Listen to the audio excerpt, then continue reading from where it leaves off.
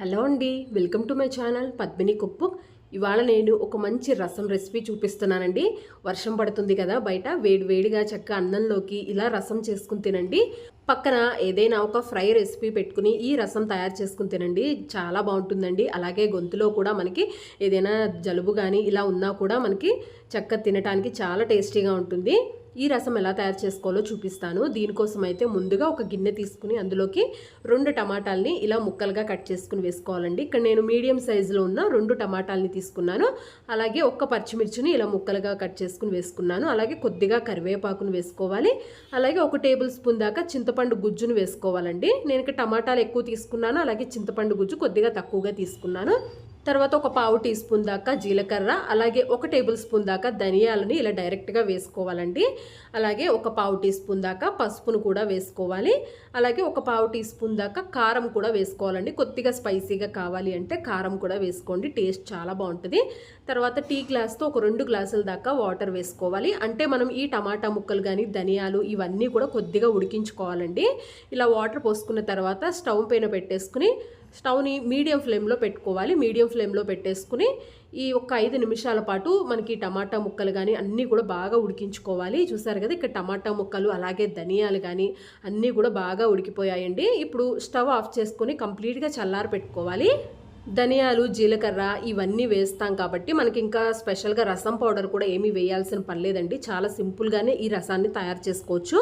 ఇప్పుడు దీన్ని చల్లారిన తర్వాత ఇలా పప్పు గుత్తితో కానీ మ్యాషర్తో కానీ ఇలా గట్టిగా మెదుపుకోవాలి. లేదంటే మీరు చేత్తో అయినా కూడా మెదుపుకోవచ్చు అండి. ఇది కొద్దిగా వేడిగా ఉంది, అంటే కొద్దిగా వేడిగా ఉన్నప్పుడే నేను ఇలా పప్పు గుత్తితో కొద్దిగా మెదుపుకుంటూ ఉంటే మనకి ఆ టమాటాలు కానీ ధనియాలు కూడా బాగా మెత్తగా అవుతాయి. ఇవి మెదుపుతూ ఉంటేనే మనకి మంచి ధనియాల స్మెల్ అయితే చాలా బాగుంటుందండి.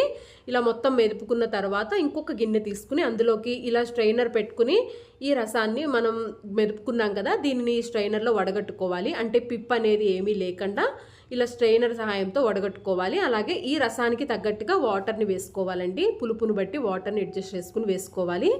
ఇలా స్ట్రైనర్లో వడగట్టుకున్న తర్వాత ఇంకొకసారి చేత్తో బాగా ఇలా మెదుపుకుంటూ రసాన్ని తీసుకోవాలి. ఇలా స్ట్రైనర్తో మనం రసాన్ని వడగట్టుకుంటే మనకి ఇందులో ధనియాలు కానీ ఈ పిప్ అనేది రాకుండా చక్కగా నీట్గా ఉంటుందండి. చూసారు కదా, ఇలా గట్టిగా మెదుపుకుని ఇందులో ఉన్న రసం మొత్తాన్ని కూడా తీసేసుకుని ఈ పల్ప్ అంతా కూడా పడేసేయాలి. ఇప్పుడు ఆల్రెడీ ముందుగానే ఇందులో మనం కావాల్సిన వాటర్ కూడా పోసేసుకున్నాం కదా. ఇప్పుడు రసం తయారు చేసుకోవడం కోసం స్టవ్ వెలిగించుకుని బాండీ పెట్టి అందులోకి 1 టేబుల్ స్పూన్ దాకా ఆయిల్ వేసుకోవాలి. తర్వాత కొద్దిగా పోపు గింజలండి, కొద్దిగా ఆవాలు అలాగే జీలకర్ర ఈ 2 వేసుకుంటే సరిపోతుంది. ఆవాలు జీలకర్ర కూడా మనకు కొద్దిగా వేగిన తర్వాత ఇంగువ వేసుకోవాలి. అలాగే దంచుకున్న వెల్లుల్లి రెబ్బలు, 1 ఎండుమిర్చి అలాగే కొద్దిగా కరివేపాకును కూడా వేసుకోండి. మీకు ఇష్టమైతే ఇక్కడ ఒక చిన్న ఉల్లిపాయను కూడా కట్ చేసి వేసుకోవచ్చండి, టేస్ట్ చాలా బాగుంటుంది.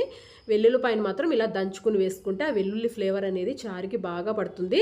ఇప్పుడు ఒకసారి ఈ వెల్లుల్లి కూడా ఇలా బ్రౌన్ కలర్ వచ్చే వరకు మంచిగా వేయించుకున్న తర్వాత మనం ముందుగా రసం తీసి పెట్టుకున్న ధనియాల రసాన్ని వేసేసుకోవాలి. మనకి ఇది మంచి ధనియాల స్మెల్తో టేస్ట్ అయితే చాలా బాగుంటుందండి. ఇంకా రసం పౌడర్ కూడా ఏమి వేయాల్సిన పని లేదు. తర్వాత ఇందులోనే రుచికి తగినట్టుగా ఉప్పుని వేసుకోవాలి. ఇప్పుడు మొత్తం కూడా ఒక్కసారి మిక్స్ చేసేసుకుని మంటని లో ఫ్లేమ్లోనే ఉంచుకుని ఇవి 1 పొంగు వచ్చే వరకు కొద్దిగా మరిగించుకోవాలి. 1 పొంగు వస్తే సరిపోతుందండి, ఒక 2 నిమిషాలు టైం పడుతుంది. చూసారు కదా, ఇలా రసం అంతా కూడా బాగా మరిగిన తర్వాత చివరిలో ఇక్కడ 1 టీ స్పూన్ దాకా నేను బెల్లం పౌడర్ని వేసుకుంటున్నాను. మీ దగ్గర బెల్లం ముక్కున్నా కూడా వేసుకోవచ్చు. బెల్లం కంపల్సరీ వేసుకోండి. అలాగే ఫ్రెష్గా ఉన్న కొత్తిమీరను కూడా వేసేసుకుని ఒక్కసారి మిక్స్ చేసి స్టవ్ ఆఫ్ చేసుకుంటే సరిపోతుంది. మనకి వేడిగా ధనియాల రసం రెడీ అయిపోయిందండి.